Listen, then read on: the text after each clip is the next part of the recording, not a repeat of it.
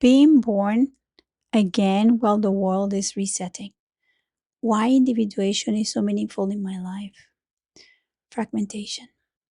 Here I am, contemplating all the changes that I have witnessed in my life and in the world. And looking back and looking forward is something that I love doing, but always anchoring myself in the present moment because I love studying my chart and the chart of others.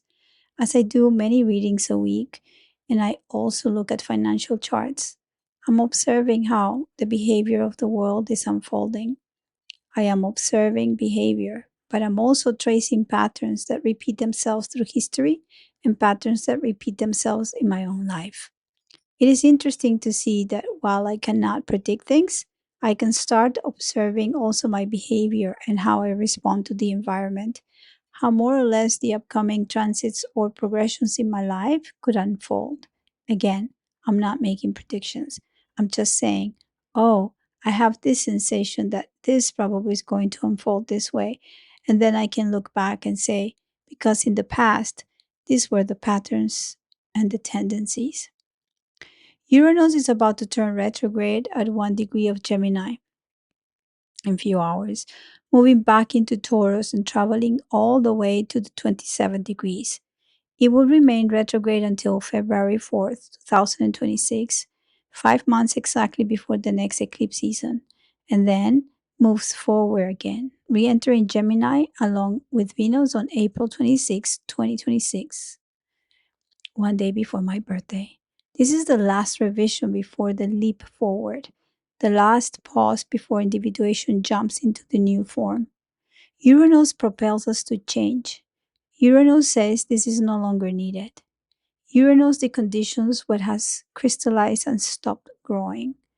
As Uranus goes retrograde, I think back on the last 7 years since 2018, what values I was able to give myself. Where am I heading? What the new territory is, and even if I do not yet know it fully, I can begin to sense it.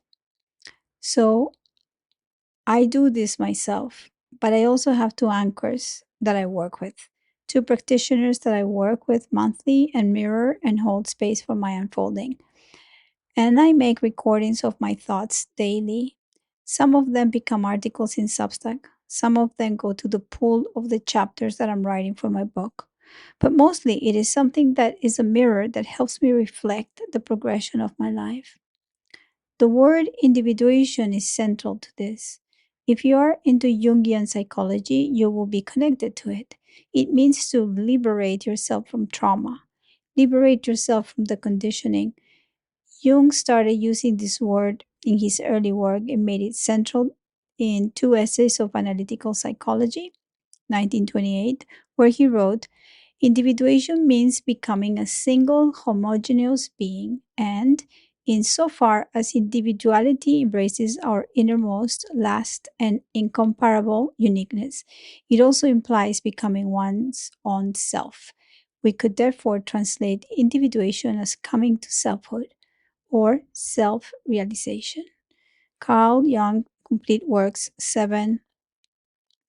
For me, the path of individuation is a path towards joy and towards self love. It is far from aligning with powerlessness or staying bound to victimization. It is about discerning the strength that comes from embracing my inner child, letting that part of me be seen and integrated. In my life, there have always been disruptions that make me land in new territory, and it is always about initiating these shakes. The world is shaking, and at the same time, I am awakening into new realizations. I carry a moon balsamic relationship to Neptune in Scorpio, fused with my midheaven. So the emotional field and the dissolving of form have always pulled me towards closure, towards endings that feel like getaways, yet fully of divine inspiration. In studying evolutionary astrology, I found some tapes from my first classes with my teacher around the end of 2017. It is interesting because in one of those tapes, we were talking about how my chart is pretty much about balsamic, ending relationships. Jupiter is balsamic to my sun, Mercury retrograde Kazimi leans towards the Sun in Taurus in the third house, always pulling thought and voice into integration, into distillation rather than expansion. A grounded synthesis emerges in every query. But I also have a couple of points that balance that chart. The oppositions of Saturn and Uranus, of Chiron and Pluto, and of the Moon and the Sun. These are like anchors in the chart. They give me the polarity that I need in order to snap out of whatever individuation I want to do. Saturn in Pisces in my first house faces Uranus in Virgo in the seventh, an axis of endings and beginnings, of form and disruption, of structure and sudden needed breaks. The Sun in Taurus opposes the Moon in Scorpio, a full moon written into my birth, teaching me how to stand in polarity and let both sides speak with intensity, yet grounded in the embodiment of the material experience.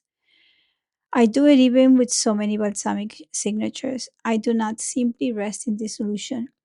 The Aquarian rising, the quincunx from Uranus in Virgo to the ascendant, the south node of the moon in the 11th house. The constant impulse of Uranian energy keeps me awake, keeps me starting again each day. This is the energy that brought me here to myself now, but it is also the energy that is helping me define the direction of my life. And one component about Uranian Aquarian energy is using the practice of observation. So I'm always observing. And also the balsamic part is about synthesis. And this, with my 6-2 profile in human design and the left cross of alignment, proves that my design is here to realign with the new person that I need to be and utilize the aspects that are supporting this realignment into a new reset. I'm ready to be walking the walk and not just talking the talk. This is why I see individuation not only as a closure, but as a beginning. Without the component of individuation, I could just rest in the dissolving movement of my balsamic chart. But individuation insists on birth. It insists on waking up every day, all the time. The quincunx between Uranus in Virgo and my Aquarius ascendant is the signature of daily adjustment, of being pushed into alignment again and again. This tension keeps me alive, keeps me refining my choices, keeps me awake to beginnings. So I'm looking at this and I'm looking at the world reset of February, and I'm looking at my next birthday and I'm seeing that Pluto is ascending. It is going to make me go into a completely new me. It is almost like I'm in a new shop trying on new clothes, not yet ready to wear them outside, but becoming familiar with the new clothes and the new ways of seeing myself. I was born into a balsamic chart where so many cycles are closing. The moon to Neptune, Uranus to Pluto, Jupiter to the Sun, Mercury leaning into the Sun, Saturn in Pisces. Dissolution and completion are written into my beginning. But now, as Pluto rises into my ascendant, it does more than continue the balsamic tone. It forms a quincunx to my natal Uranus in Virgo. This is not the Virgo 150 degrees quincunx of internal crisis pushing from within. This is the outer 270 degrees quincunx, the pressure of society, the environment, and relationships demanding alignment. The emphasis to break free is amplified. It is now or never.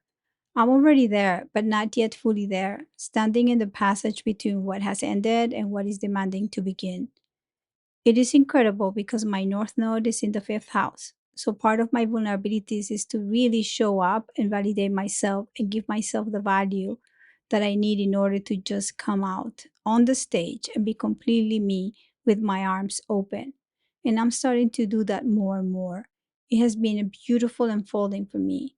The South Node rests in Capricorn in the 11th house, ruled by Saturn, which sits in my first house in Pisces, the ruler of the past, position in the house of the self, at the end of the zodiac, a cycle closing and a new opening through me.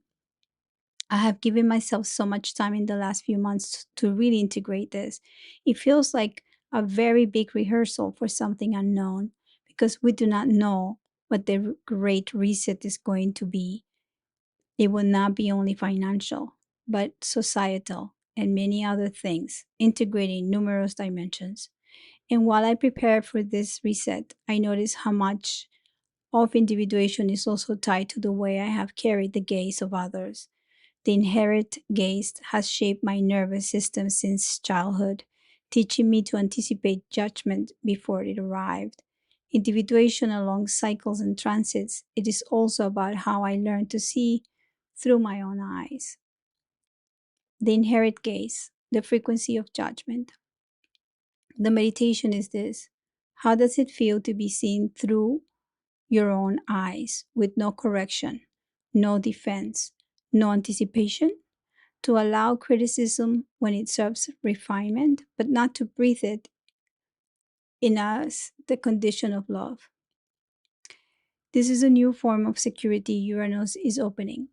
A nervous system not wired to adapt to judgment, but wired to carry value as its baseline frequency, to be present without bending, to breathe without anticipation, to see through your own eyes. This insight comes from the fact that I have attracted many people in my life with Virgo or sixth house placements and also early Gemini placements. That brings me back into resonance with my mother. My mother's Chiron and Sun shaped my nervous system in my fourth house. And that is where Uranus is right now, the beginning of Gemini, destabilizing the inherent gaze and opening a new form of security, one not conditioned by judgment but built in presence. At the same time, my seventh and eighth houses carry Virgo energy. The nodal axis of Virgo Pisces has tested this polarity again and again. These placements have shown me how relational patterns, projection, and judgment were the fields where my value was measured.